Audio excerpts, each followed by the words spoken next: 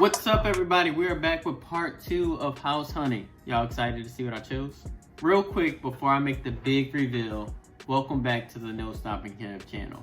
I'm Kevin and I create videos about life, basketball, and real estate. If you're into that, make sure you hit the subscribe button down below, and if you like this video, make sure you click that like button as well. Don't forget, check out my podcast for more content.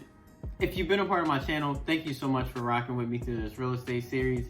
If you're new, first and foremost, welcome.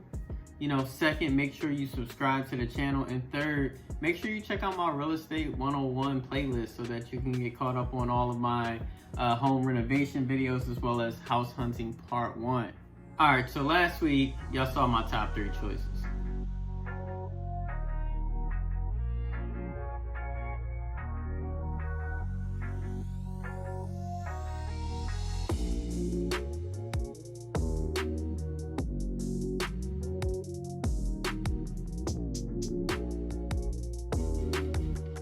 It was pretty easy to make my decision out of those 3 houses.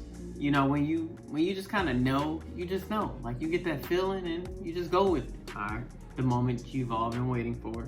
Drum roll, please.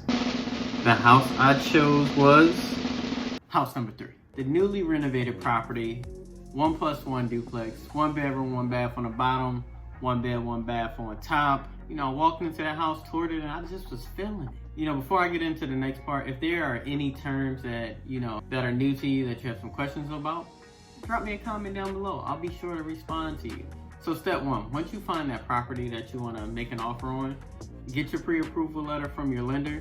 This letter just states that, you qualify for the financing you need to purchase the home. And you'll work with your real estate agent to complete your agreement to sell, and you'll send that along with your pre-approval letter over to the seller's agent from the share with the seller. The agreement to sell is your contract between you, the buyer, and the seller. It outlines all the terms of the deal. Like the purchase price, the amount of seller assist you're requesting, the closing date, and everything else throughout the process. So just know all that has to be done initially before submitting your offer. So my offer was at the sale price, and I requested the full 6% seller assist. After some counters from the seller, we arrived at an agreed upon price, and it was time to move into my due diligence period where, I order my inspection. All right, guys, today is inspection day. Inspection day! So your home inspection, whenever you're buying a house, you gotta get an inspection done. This, can be scary, but actually think of it as something being on your side, because you'll figure out or, hopefully uncover anything that's wrong with the property before you buy it. Sometimes this could lead to a lower price if there's things you gotta spend money on to fix. Or, if it's something that's a deal breaker, like the foundation is jacked, you can walk away from the deal. So I'll try to get a little footage of the inspection being conducted, and I'll let you know how it goes. Shout out to my boy Nate, y'all. Nate was my inspector on this house. He was really great at, pointing out a lot of things that he found, really talking me through it so that I can understand it.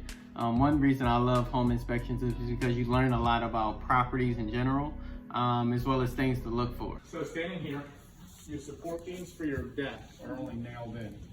That's not correct. It needs to have nice solid bolts going straight through it and secure. So that's for these guys. Okay, so you're saying which? So if you look over here, see how there's all those nails? Right. There should be bolts going straight through. All the way out the other side. Yep. Gotcha. And then there should be washers and then a nut with a washer on the other side to clamp it all together. Because right now that weight is coming down on just the shear strength of the skirt of the nails. Y'all heard that, right? The deck was just being held up by nails? That had to be fixed immediately.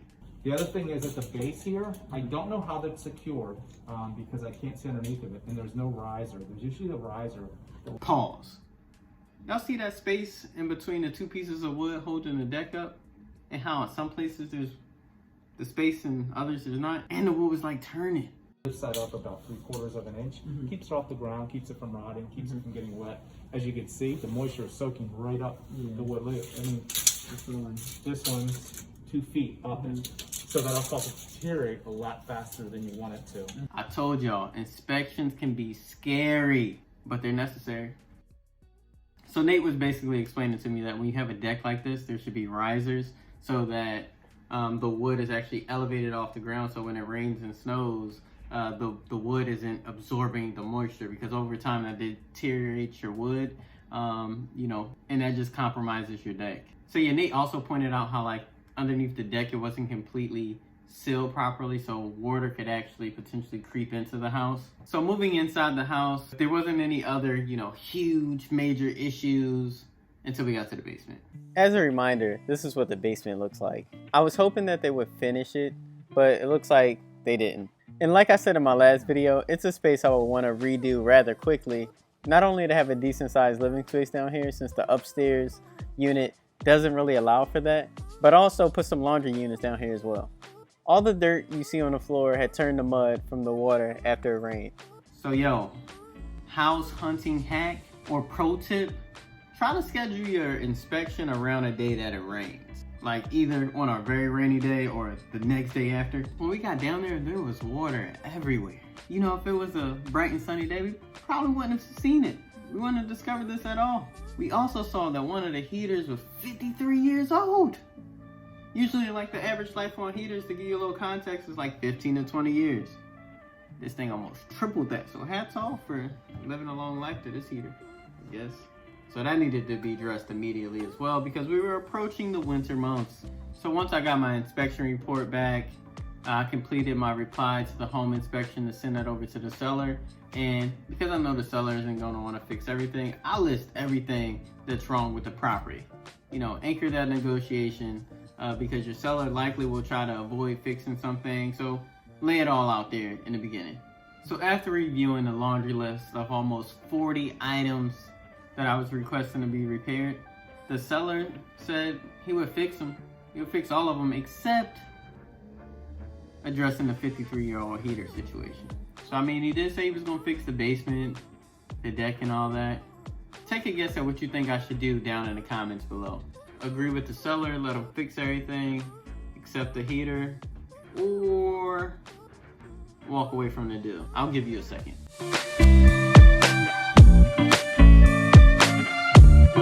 So I decided to walk. That's right. Oh, I'm out of here.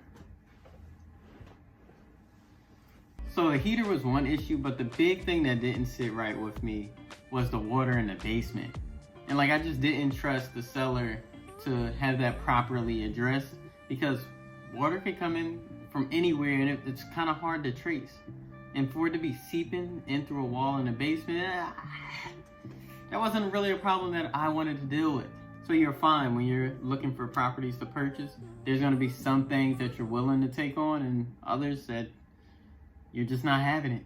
I ran away from this deal. So me, Dev, and Mr. David, we continued our search. And we kept looking. Subscribe down below to make sure you catch next week's video for part 2 of our house hunt. And don't forget to ask me any questions that you have down below. Until next time, peace. So the last property, you know, didn't go as planned, but you know, nonetheless, just gonna take a look. Ooh.